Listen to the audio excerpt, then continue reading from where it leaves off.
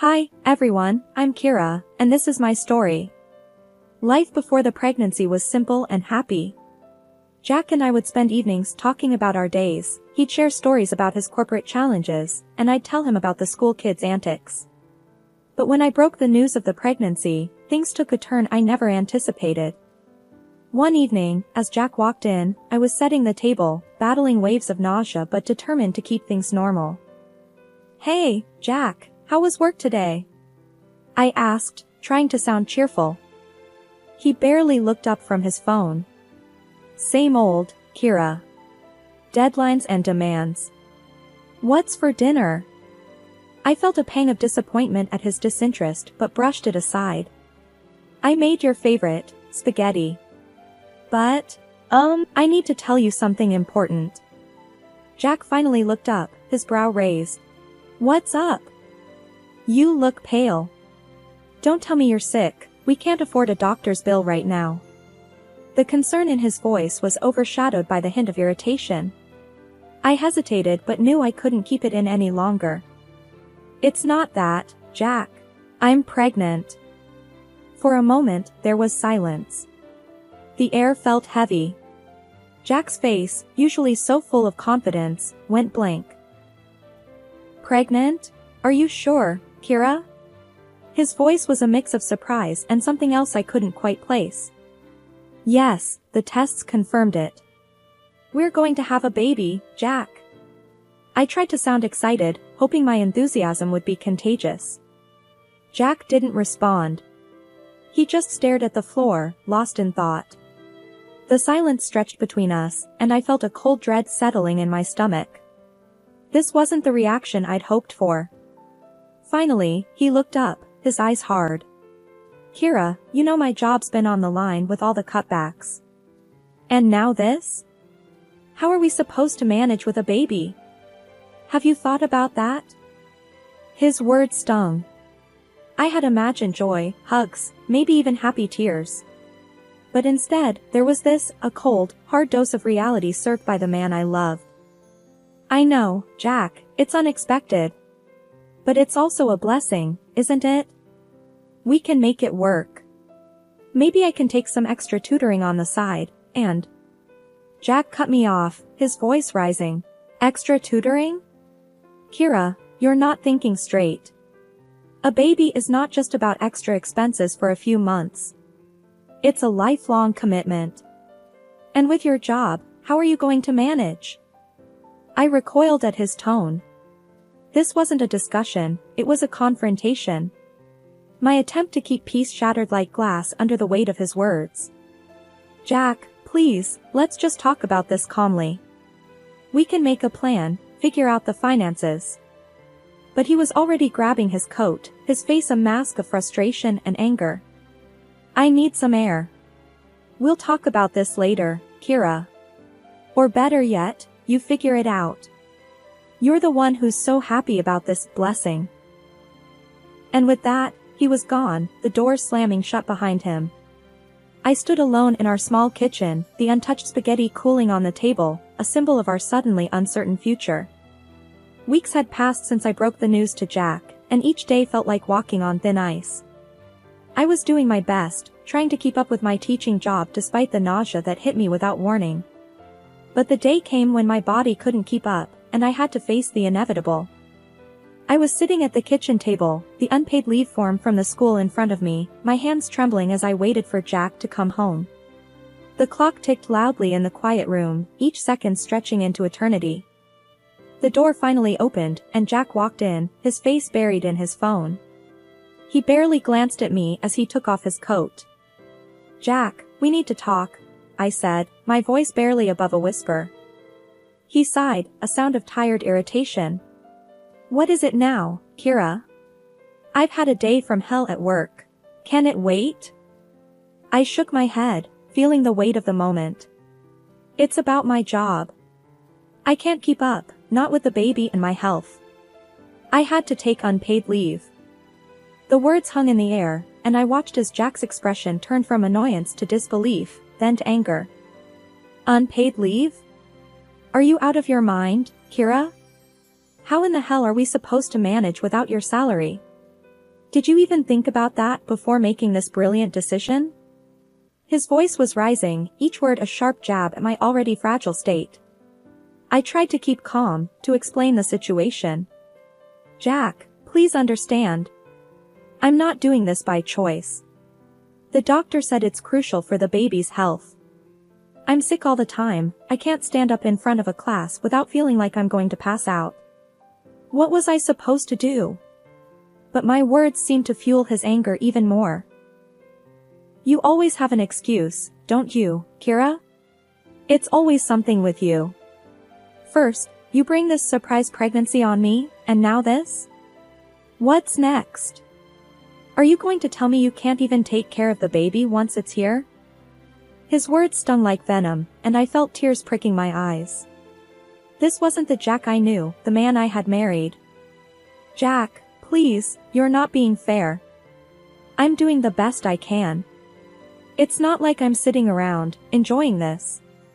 Do you think I like being sick, feeling weak all the time? This is hard for me too, you know.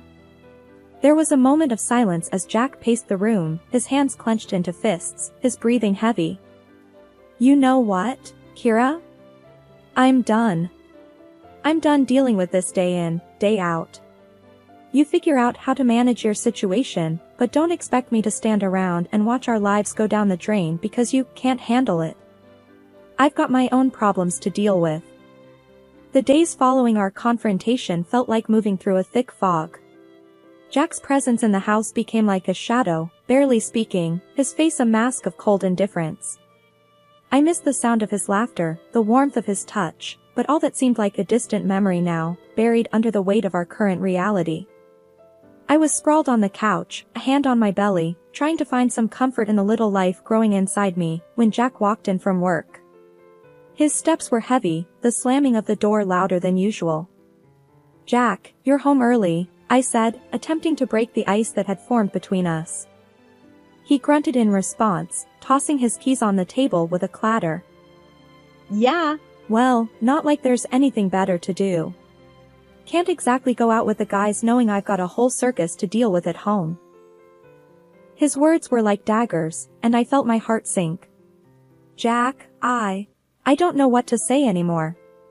I'm trying here, really trying. But it's like nothing I do is right in your eyes. He let out a dry laugh, void of any humor.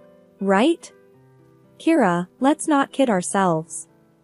You lying around all day while I bust my ass at work, that's not trying. That's you taking a vacation at my expense. I couldn't believe what I was hearing. This wasn't the man I married. Vacation? You think this is a vacation for me? Being sick all the time, feeling like I'm a burden to you? This is a nightmare, Jack. I wish you could understand.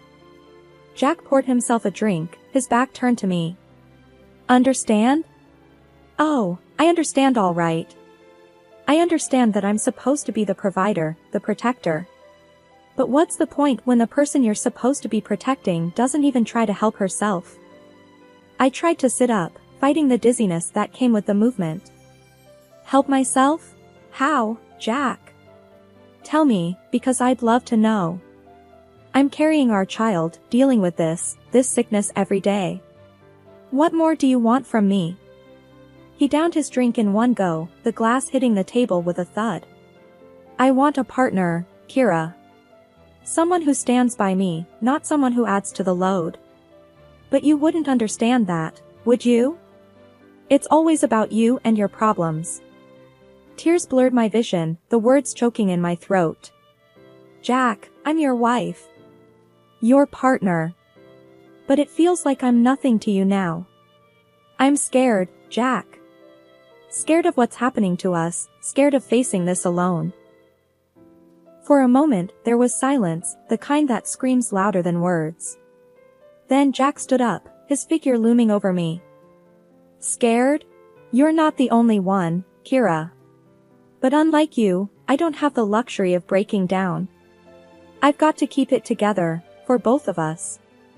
Because if I don't, who will? The day we had the appointment with Dr. Harris felt like walking into a storm. I knew how important it was for Jack to understand what I was going through, but his reluctance hung in the air, heavy and foreboding.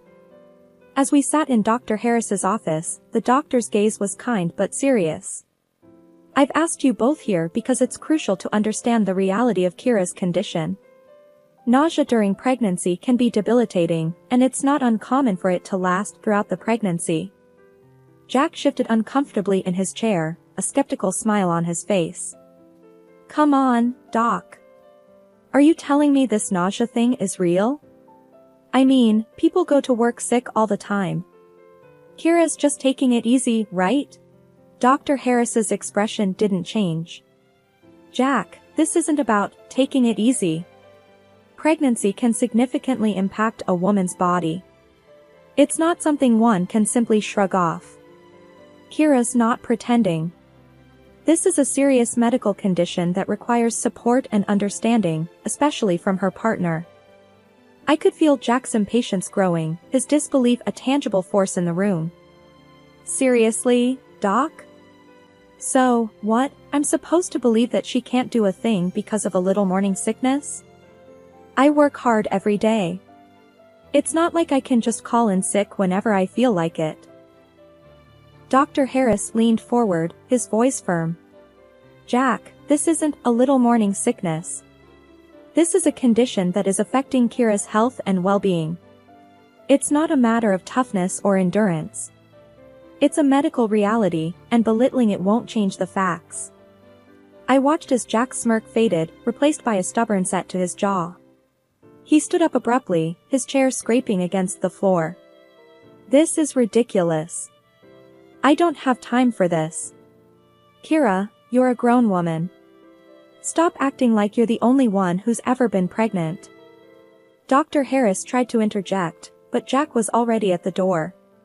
I'm sorry, Doc, but I'm not buying it. She's just avoiding work and chores, and now you're telling me to pamper her? That's not happening. And with that, Jack walked out, leaving a heavy silence in his wake. Dr. Harris looked at me, his eyes filled with concern. Kira, I'm sorry. But please know, you're not alone in this. We'll find a way to manage your symptoms and get you the support you need. I nodded, the lump in my throat making it hard to speak. The doctor's office, once a place of reassurance, now felt like the eye of the storm, with the hardest part still to come.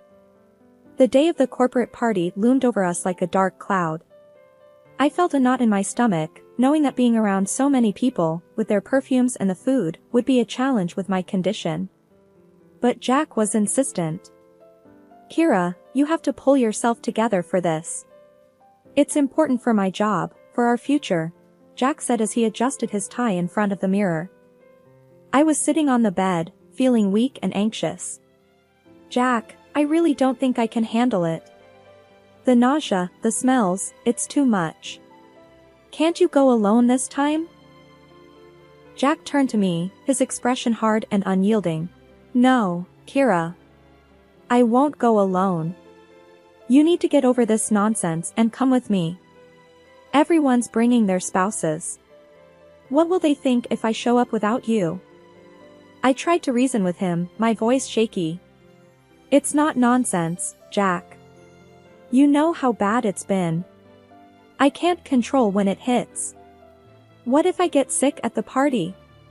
I don't want to embarrass you in front of your colleagues. He let out a harsh laugh, devoid of any real amusement. Embarrass me? Kira, you're already doing that by not going. You think people don't talk? They see you barely leave the house, hear about you not working. Now you want to add to the gossip by making me go to this party alone.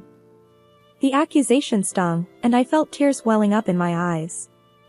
That's not fair, Jack. I'm struggling every day. This isn't about gossip, it's about my health, our baby's health. Jack's face softened for a moment, but the hardness quickly returned. Your health? What about my health, Kira? My career? You think I don't have enough on my plate? Now suck it up, get dressed, and let's go. We're already late. Feeling defeated and scared, I slowly got up and started getting ready. The drive to the party was silent, the tension between us thick enough to cut through. As we walked into the building, the noise and the smells hit me like a wave. My stomach churned, and I felt the color drain from my face. Jack was busy greeting his colleagues, a forced smile plastered on his face. "Jack, I really don't feel good," I whispered, clutching his arm. He looked at me, annoyance flashing in his eyes. "Not now, Kira. Just try to get through the evening. It's important for me." But it was too much. The room started spinning, and I knew I was going to be sick. I tugged at Jack's sleeve, desperation in my voice. "Jack, I need to get out of here. Please." That's when it happened. Jack's grip on my arm tightened, and he pulled me away from the crowd, hissing in my ear. "You just can't help yourself, can you? Always making a scene. Just go, then. Get out of here if you're going to be like this." He dragged me out into the corridor, his grip bruising my arm. I could barely stand, the nausea overwhelming me. "Jack, please, I can't." But he was relentless. With a rough shove, he pushed me towards the exit. "Walk home, Kira. And don't you dare come back until you've learned not to embarrass me like this." Leaning against the cool wall of the hallway, I struggled to catch my breath, the taste of humiliation and nausea bitter in my mouth. The bright lights of the party seemed a world away, and in that moment, I felt utterly alone. But then, the sound of approaching footsteps broke through my daze. "Ma'am, are you all right?" The voice was deep, tinged with genuine concern. I looked up to see an elderly man standing before me, his eyes searching my face for an answer. I tried to muster a response, my words tangled with sobs. I'm not okay. My husband, he just doesn't understand." The man's expression turned stern, yet his voice remained gentle. "What's your husband's name, if you don't mind me asking?" Between shaky breaths, I managed to utter, "Jack. Jack Harrison." A flicker of recognition crossed the man's face, but he quickly masked it with a nod. "I see. And why, may I ask, did he leave you out here all alone?" The concern in his voice was a balm to my frayed nerves. I found myself confiding in this stranger, telling him about the pregnancy, the nausea, and how Jack had dismissed my struggles and pushed me away. The man listened intently, his jaw tightening with every word I spoke. "That's no way for a man to treat his wife, especially in your condition. Jack ought to be ashamed. What kind of partner turns his back on his family when they need him most?" His words, spoken with such conviction, stirred something within me, a flicker of hope, a sense of validation I hadn't felt in a long time. I don't know what to do anymore. I feel so lost," I admitted, the weight of my situation pressing down on me. The man placed a gentle hand on my shoulder, his gaze steady and reassuring. "You're not alone. Not anymore. Come, let's find you a place to sit down and get some water. You need to take care of yourself, for your sake and your baby's." As we walked to a quieter area, I couldn't help but feel a surge of gratitude for this kind stranger's kindness. We found a secluded table, and he brought over a glass of water, urging me to take small sips. The man then took a seat across from me, his demeanor shifting from compassionate to resolute. "I'm going to have a word with Jack. It's high time someone set him straight. No one should treat their partner the way he's treated you tonight."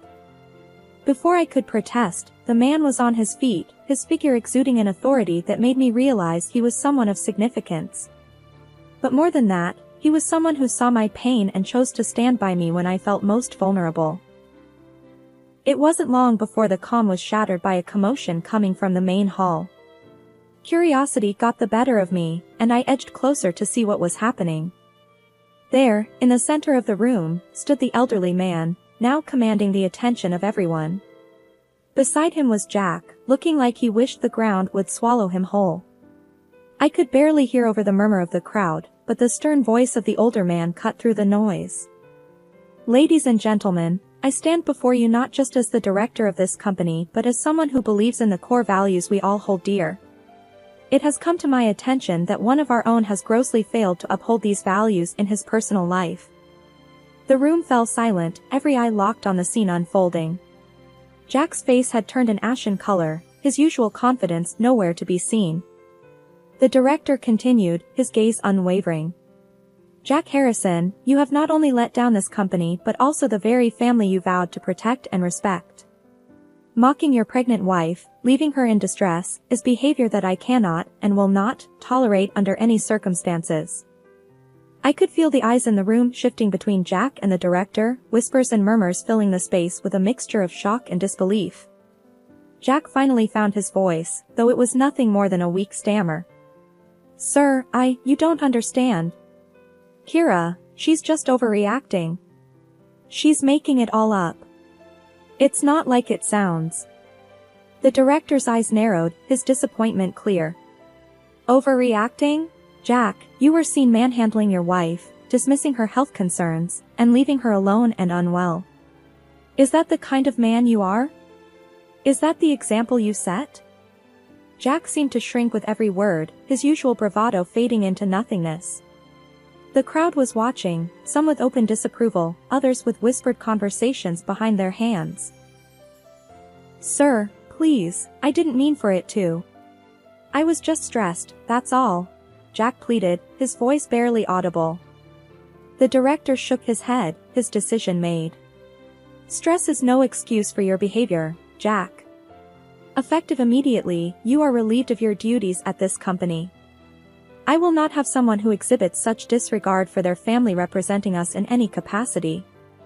The finality in the director's voice left no room for argument. Jack stood there, defeated and alone, as the director turned his attention to the crowd. Let this be a reminder to all of us. Our actions, both in our professional and personal lives, reflect on who we are. Let's strive to be better, to support and respect those around us. As the director stepped down, the room erupted into a low buzz of conversations. Jack made a hasty exit, his fall from grace complete.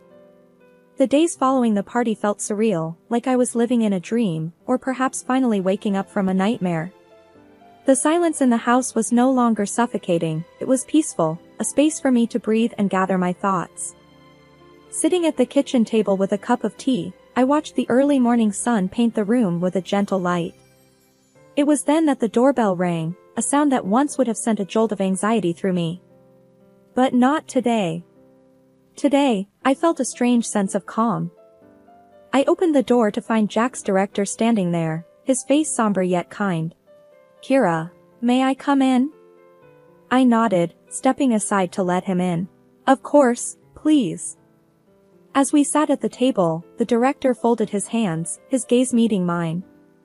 I wanted to check on you, after everything that happened. And to talk about what comes next. I took a deep breath, the weight of his words settling in my heart. Thank you. It's been a lot to process. But I feel like it's time to move forward, to make some changes. The director nodded, a look of understanding in his eyes. That's a good mindset to have. And you won't be alone in this. The company has a support system for situations like these. We can offer counseling, legal advice if you need it, and financial support, especially with the baby on the way. The kindness in his offer brought tears to my eyes. I don't know what to say. Thank you. This means so much to me. He offered a gentle smile. It's the least we can do. No one should go through what you've been through alone. And as for Jack, he's been given the resources to seek help too. It's up to him to decide what to do with them. I nodded, a sense of closure washing over me. Jack's path was his to choose, but mine was clear now. It was time to rebuild, to create a new life for myself and my baby. The director stood, placing a business card on the table. If you need anything at all, you call this number. We're here for you, Kira. After he left, I looked around the quiet house, the walls echoing with the promise of a new beginning. I picked up the business card, running my fingers over the embossed letters. It was more than just a piece of paper, it was a lifeline, a symbol of hope. I took a sip of my tea, the warmth spreading through me. With the support of people who cared and the strength I had found within myself, I knew I could create a brighter future, a new dawn not just for me, but for the little life growing inside me. And as I watched the sun climb higher into the sky, I realized that this wasn't the end of my story. It was just the beginning.